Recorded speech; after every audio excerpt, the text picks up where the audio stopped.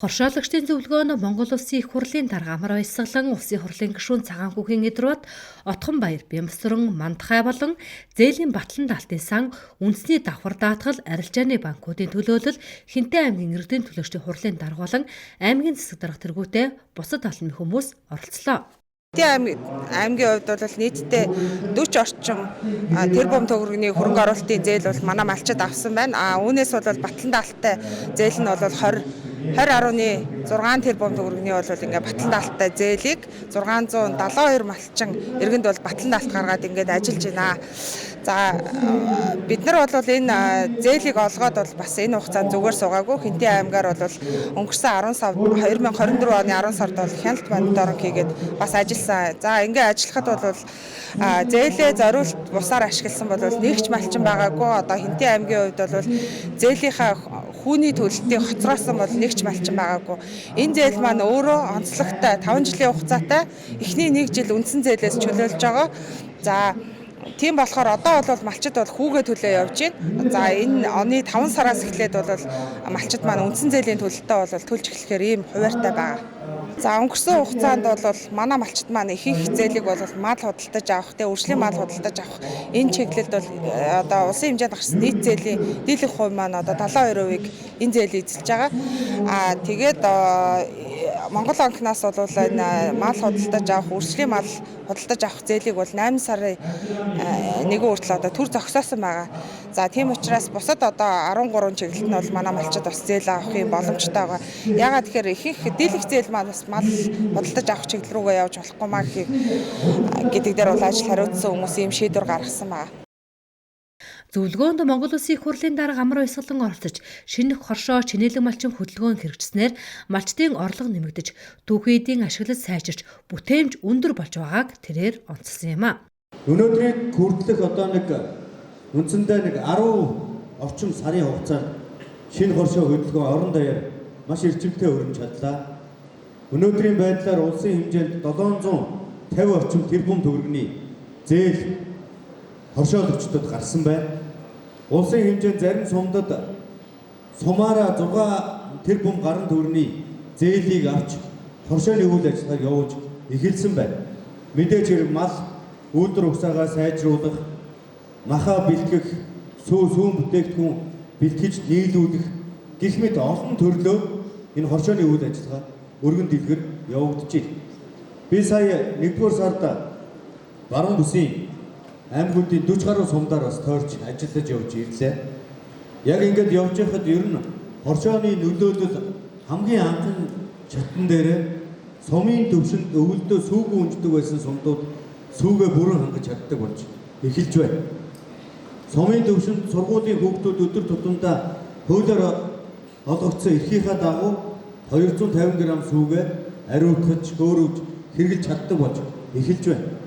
Сумын төвшөнд анхан шатны арьс, шир, тордолтын цэхүүд, яс олсруулах жижиг үйлдвэрүүд, өөхөн тосоор эдийн болон бусад төрлийн одоо ахын хэрэгцээний савн эд хэрэглэл үйлдвэрлэх нөхцлүүд бол хангалттай хийгдэж эхэлсэн байдалтай байна.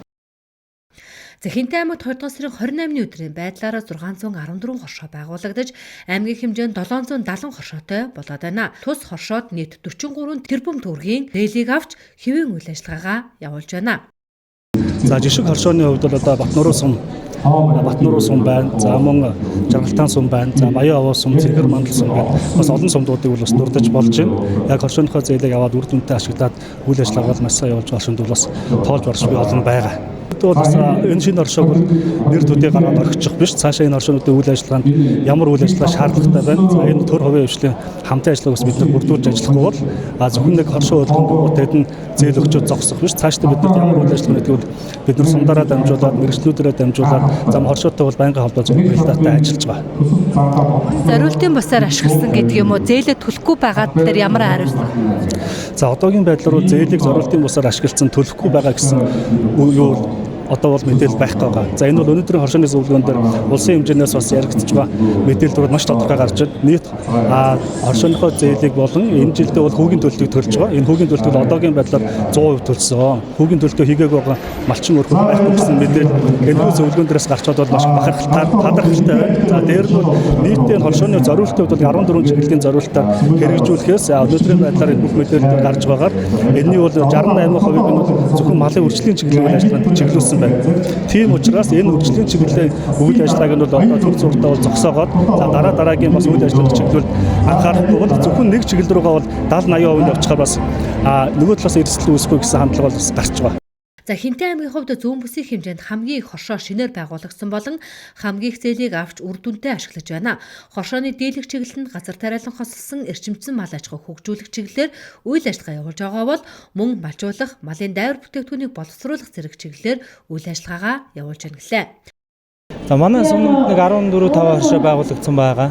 Тэгээ тэрнээс нэг нь бол одоо бид найз нөхдийн хөөрөнд бид өсвөний бүрэлдэхүүнтэй байгуулж явж байгаа. Ерөнхийдөө нэг мал аж ахуй чиглэл дээр мал аж ахуйгаас юу гарч болох вэ? Тэрийг л нэг боловсруулах тал чиглэлээр явуу гэсэн бодолтой тэгж хоршоолтоо байгуулсан байгаа одоо. Одоохондоо бол бид нэг сайн нэг зээл мэл саяхан хамрагдаад тэгээ ерөнхий суур хөрөнгө босгох тиймэрхүү ажлуудаа хийж байгаа нэг пин хашаа сарвчаа арах мал ахуйгаа цуглуулах гэдэг тиймэрхүү ажлуудаа ер нь идэвхтэй хийгээ явж байгаа.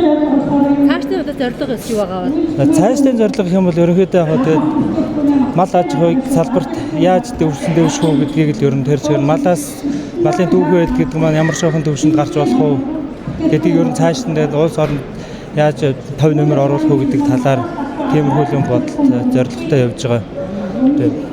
Тулгамдж байгаа асуудал юу байгаа вэ? Одоохондоо бид нэг суур хөрөнгө гэдэг босгож байгаа учраас одоохондоо биднэрт нэг хайтар толгомцсон хүндрэлтэй асуудал гараагүй байна. Ерөнхийдөө тэгээ цаашаа хашаа жигдрүүлээд үйл ажиллагаа яваад ирэхээр л одоо тэгээ юу толгомц ямар асуудал хүндрэл үүсэх нь гэдгийг даван туулах байх та.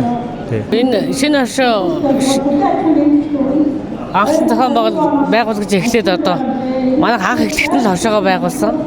Тэгээ хашаага бол 9 гишүүнтэйгээр анх 6 сард байгуулагдаад бор толгодын буян нэртэйгээр хашаа маань үйл ажиллагаа явуулж байна. Одоо энэ хашаа маань бол 30 сая төгрөгийн зээл аваад үржлийн мал худалдах чиглэлээр зээл авсан. Тэгээд өөрийнхөө үйлдвэрлэлд дэмжих зорилгоор бол би бол одоо хаваржааныхаа хашааг түшиглээд ногоон тэжээл тариалаад малдаа одоо баггүй ногоон тэжээл тариалаад хураагаад автсан байгаа. Тэгээ өөрөө бол арь ширээ боловсруулдаг гэртээ бол гараар илдээд хурган дээлмэл өстө өмд өөрөө гараараа хийж үйлдвэрлэл зарж орлуулдаг. Тэгээ савн хийдэг гэрээрээ би бас. Онлайнаар савнгийн сургалтад суугаад савн хийгээ сурцсан байгаа. Тэгээ савнгаа хийж байгаа. Тэгээ ер нь хийж болох бүхэл юм хийх санаачлагтай байдаг л да.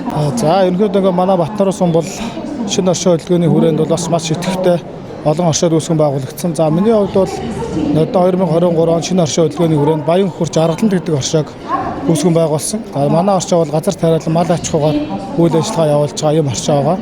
За энэ яг шинэ хоршоо хөдөлгөөний хүрээнд бол одоо малчдыг бага үүтэй зээлээр тийм ээ дэмжих, одоо цаашдаа бас ашиг орлогоо нэмэгдүүлэх.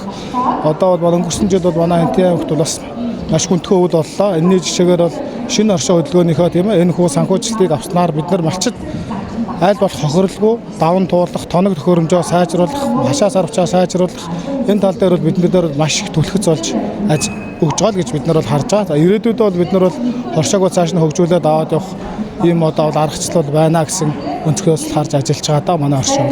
Манай хоршоо бол яг гэсэн үний бүрэлдэхүүнтэй анх үүсгэн байгуулагдсан. Одоо бол цаашдаа бол хоршоогоо өргөжлөн дэлнэ гэсэн зорилго тавиад шинэ төлөвлөгөөгөө гаргаад явж байгаа.